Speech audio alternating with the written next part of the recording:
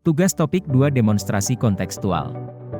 Inovasi pembelajaran lahan basah berbasis model Dick and Curry.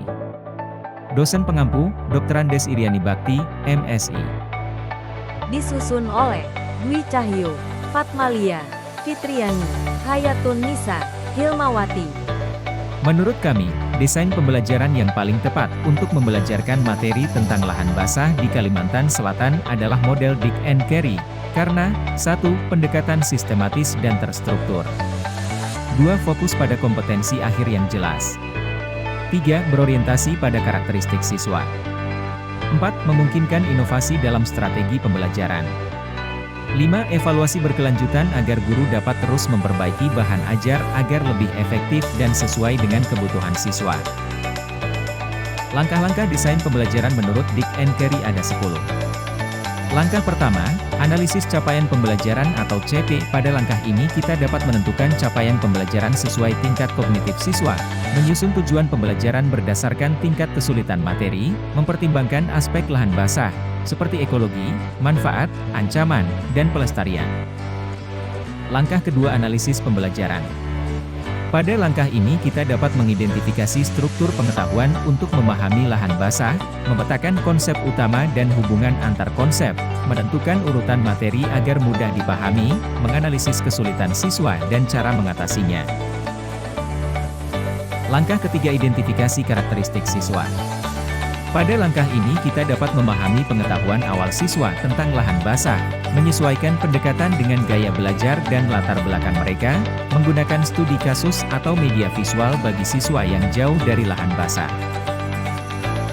Langkah keempat, merumuskan kemampuan akhir yang diharapkan. Pada langkah ini kita dapat merumuskan hasil belajar yang spesifik dan terukur. Menyesuaikan kemampuan akhir dengan tujuan pembelajaran. Menentukan indikator keberhasilan, seperti memahami fungsi lahan basah dan mengenali flora-fauna khas. Mendorong siswa menyusun solusi sederhana untuk pelestarian lingkungan.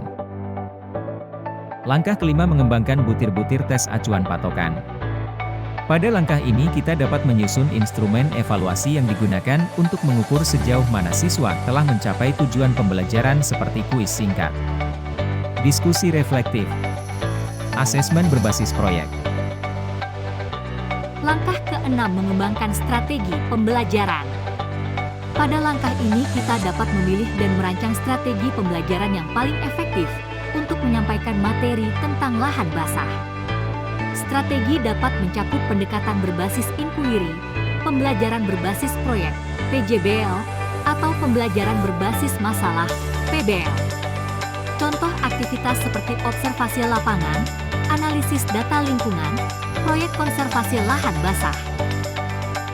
Langkah ketujuh, mengembangkan dan memilih materi pembelajaran. Pada langkah ini kita dapat menyusun bahan ajar sesuai kebutuhan siswa dan lingkungan. Memilih media pembelajaran seperti modul, video, infografis, atau simulasi. Menggunakan bahan ajar berbasis lingkungan nyata untuk meningkatkan keterlibatan siswa. Langkah ke-8, mendesain dan melaksanakan evaluasi formatif. Pada langkah ini kita dapat melakukan evaluasi formatif berkelanjutan untuk memantau pemahaman siswa. Menyesuaikan strategi pembelajaran berdasarkan hasil evaluasi. Menggunakan berbagai metode evaluasi, seperti diskusi reflektif, jurnal pembelajaran, atau tes singkat. Langkah ke-9, merevisi bahan pembelajaran. Pada langkah ini kita dapat 1.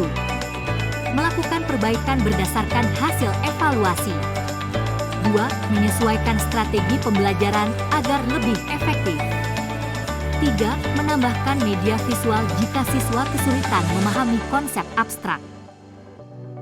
Langkah ke-10, mendesain dan melaksanakan evaluasi sumatif. Pada langkah ini kita dapat melaksanakan evaluasi sumatif di akhir pembelajaran. Mengukur pencapaian siswa secara keseluruhan.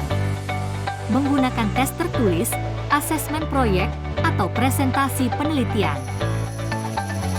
Demikian tugas video dari kami. Atas perhatiannya kami ucapkan terima kasih.